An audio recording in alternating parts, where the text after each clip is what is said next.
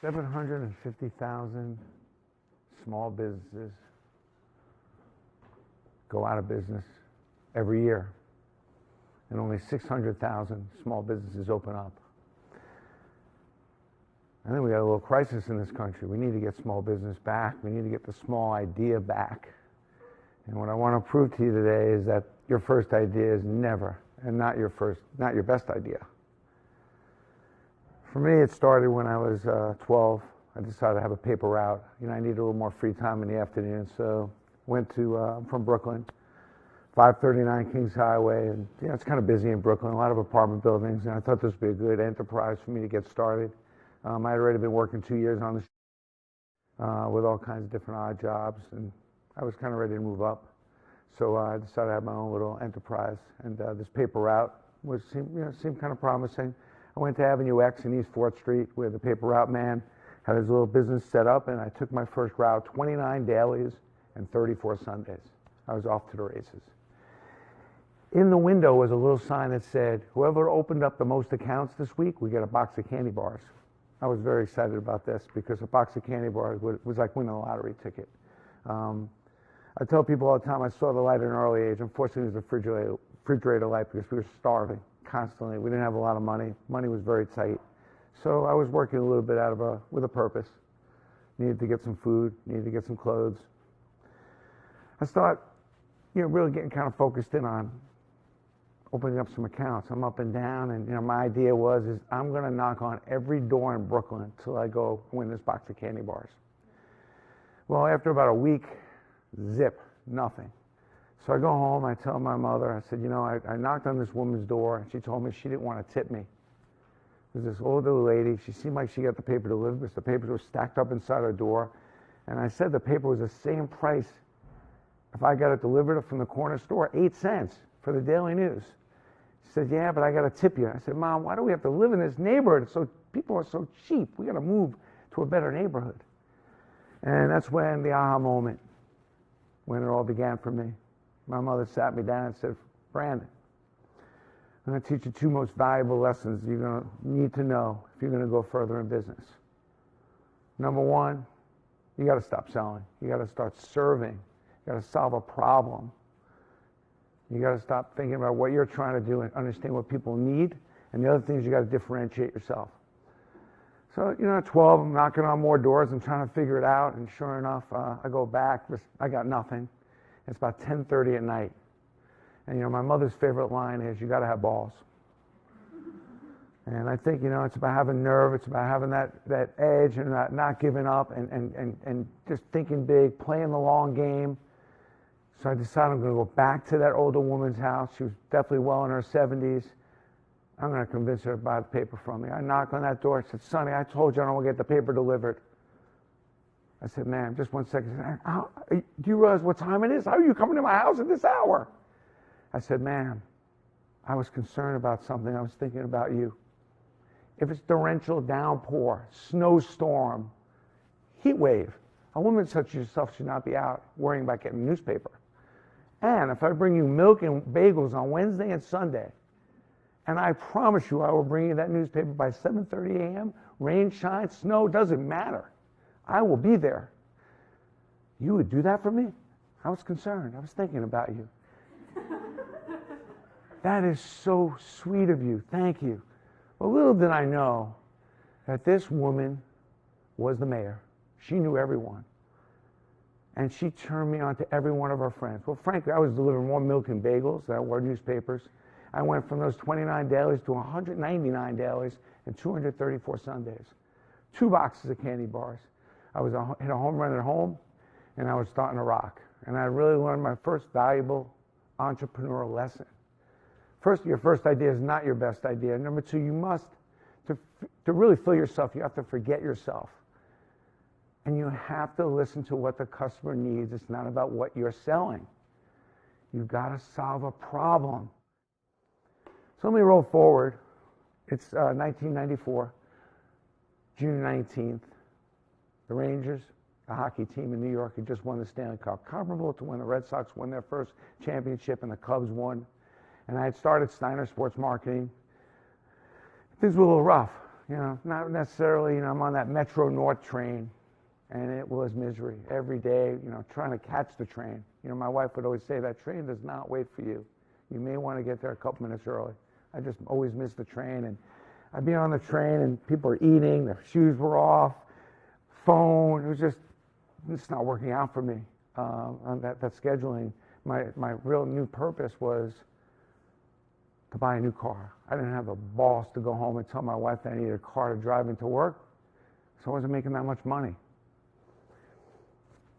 I looked down, and my mom had just passed, so I was a little bit down, and I was trying to think of every which possible way to make a lot of money. Because sometimes I think with purpose, you want to find this ultimate way to maybe serve and solve, but sometimes it is just a money grab. Well, I looked down and I saw the Daily News again, except this time I had Mark Messier on the back page with this huge grin. He had just won the Stanley Cup, 54 years in waiting.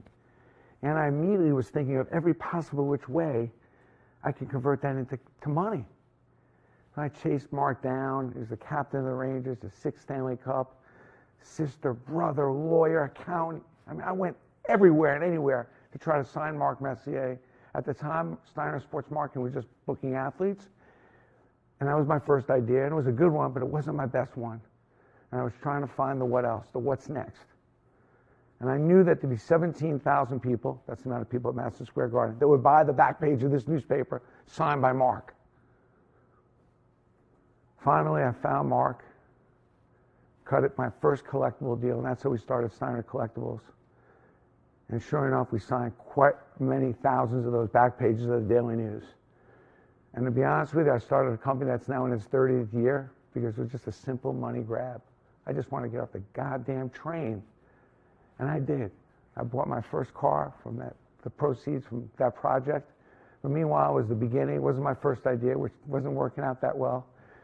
Because I think that a lot of times we leave success on the table. You have a little success, and I think success sometimes gets in the way of more success. I've seen more successful people leave success on the table because of those two words. I'm good. Good job. Feeling good. But when you first have the best opportunity to have more success is when you have success. And for me, I had some success with the first company I started, but I wasn't willing to settle. I kept looking for the what else and what's next.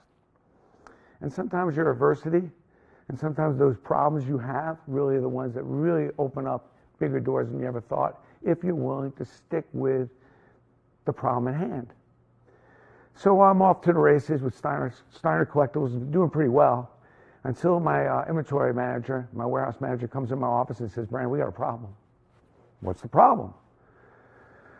We're overstocked. We got too many autographed balls. I said, "We got balls." "Yeah, we got balls." I said, "Great. We got balls? I like the way that sounds. I'm going to do a billboard on the highway that says, 'We got balls.' And it's got a picture of all these balls." So we do the billboard, we do an ad, and we got balls, and it's kind of catchy, kind of had a little ring to it. And sure enough, we start selling some balls. And the warehouse manager comes here, "Brandon, on that billboard, you had a lot of baseballs, but we got footballs, basketballs." I said, "So we got big balls too." I said, "Well, I'll do another ad, and I'll do a second billboard. We got balls, and we got big balls. And we can move some of the bigger balls because, after all, not everybody has just regular balls. Some people have big balls. And they'll want the big balls. And I think the big balls we could sell just as much as the small balls. We shouldn't just, we should be able to sell all the balls." And the funny thing is, and getting back to your first idea not being your best idea, because a lot of people would have been happy with just that. But again, going back to some of my thinking back with that older woman about thinking what they needed, I started realizing that, well, what were people doing with their balls? They needed a place to put their balls. And where you put your balls is really important. So I thought about this and I said, we got balls, we got big balls, and we got a place to put your balls. We developed a beautiful case. And that case was a place where you could put, especially if you had a Mickey Mantle ball, some of these special balls that you had that you wanted to protect, because a lot of people like to protect their balls. And you got to protect your balls, so in this particular case, I came up with a glass case, state of the art, and this actually sold for $19.99. But let me roll over a little bit, because your first idea is never your best idea. And back to this for a second. We had a cube. This is what we used to put our balls in. It cost about 62 cents. You put a ball in here. We'd sell this for $4.99. We're making money all day. And most people would have been happy with that success. But knowing how important it is to people where they put their balls, I want to do better. I want to think of something better. So we came up with this glass case. And this sold for $19.99. And there's a Mariano ball on there, as you can see. Then I started thinking about what it's again like. And I started thinking about that older woman. And I started thinking, one of the biggest problems that people have with their balls, they often can't read the signature. So I started thinking about this. Took a photo of the picture of whoever baseball this was. In this case, it's Mariano Rivera. Then I actually took some of the dirt from the actual field to make it really feel authentic. Because, you know, your balls want to be in the best possible place you could put them. So we put this in a case, and we call this a photo case. Now, what's great is that the customers were paying $19.99, up from $5. This was $39.99. I think we added about 60-cent cost to it. And we doubled the price, and customers were raving, thanking you. Why? Because we heard what they needed. We weren't selling only what we wanted to sell. And sure enough, we have that. I want to show you a quick video, because on the dirt on the bottom of the case led me to a couple other things of thinking about the what else, what's next. And again, your first idea is not your best idea. So we'll just go to a quick video here. You know, business was tough. You know, recession hit, 2007, 8. We're really struggling, trying to come up with something nominal. And there's something about taking some of that dirt that those great players have touched and walked on and maybe having a little bit. And we see some of those greats. I mean, even going way back to Joe DiMaggio, but it's Lou Gehrig, it's Aaron Judge, it's Jeter, Mariano Rivera, A-Rod, all of them, all seem to have stopped to pick up a little dirt. I'm wondering, is it to help me promote my product, or is it that good luck charm? Maybe both, I'm not sure. But when I think about dirt, there's just something sexy about that dirt. There's something that brings you good luck, the karma of grabbing a little dirt, to savor and remember the moment. There's nothing we haven't thought of to bring the dirt and get our fans closer to the game. From the dirt, we went to the grass. We lifted the grass off the field. We freeze-dried it, because who would want a little grass from their favorite field to be able to put on their desk? We took the bricks and sold thousands of bricks, sexy bricks. I mean, these bricks were from, you know, over 100 years old. These were really sexy bricks. And, you know, that led us to, you know, cutting up the bricks and selling the bricks. But I think that, you know, a very important lesson, you've probably heard this before, but everything great always usually starts with gratitude. I was writing Brian Cashman a thank you note for all the stuff he had done to help me with Yankee Steiner and all the different products and all the different players we were dealing with at Yankee Stadium. And I had my graphic designer do you saw the ballpark map on there, because, you know, you get to 100 million, we've sold over $50 million of dirt. The margins are unbelievable, but, you know, $29 pen or $39 coasters, that's a long way home to get to that number. And sure enough, I had my graphic people design a map with all the ballparks around the entire country for Brian's office, and I thought that was cool. And sure enough, I said, well, we have dirt from every ballpark. Let's put that on the map as well. And I realized the viscosity and the color was different. It was really unique, and it was cool. So on the note to Brian, I said, you know, thanks for everything you've done. I really appreciate it. The Yankees have been the best partner I could ever imagine. And by the way, here's a ballpark map. Now you have a little dirt on every team in your office. And it hit me. Boom. I was selling a product for $500. Dirt with a poster for $500. We couldn't keep them in stock, because your first idea is never your best idea. And the entrepreneur spirit and success should never, ever get in the way of more entrepreneur spirit and more success. And as I started rolling up dirt sales, as I started rolling up all these ballpark maps, Derek Jeter's 3,000 hit. Well, you got to know how many hits he had in each ballpark, and there's a little capsule of dirt from each one of those ballparks.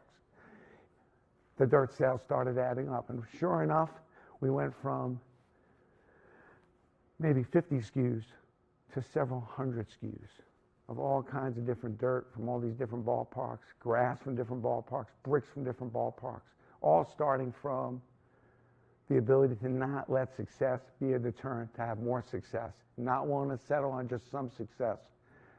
I'll just close on this thing. I just never had an interest in being successful and just having a good little run. It never crossed my mind. It's not anything I ever wanted to do when I started my company, and it's something that I try to tell every young entrepreneur is you don't want to be successful. That's not why you get in the game. You want to be in the game to disrupt, to change, make a difference, and to be extraordinary and significant. To take the industry that you decide to go in and do something different and better than anyone's ever done it before. And that's what I had intended on for Steiner Sports and continue to do every day when I go to work, which is trying to think of the what's next, what else, and the next crazy concept that maybe will wow people, have some fun with it, something that's never been done before. Thank you.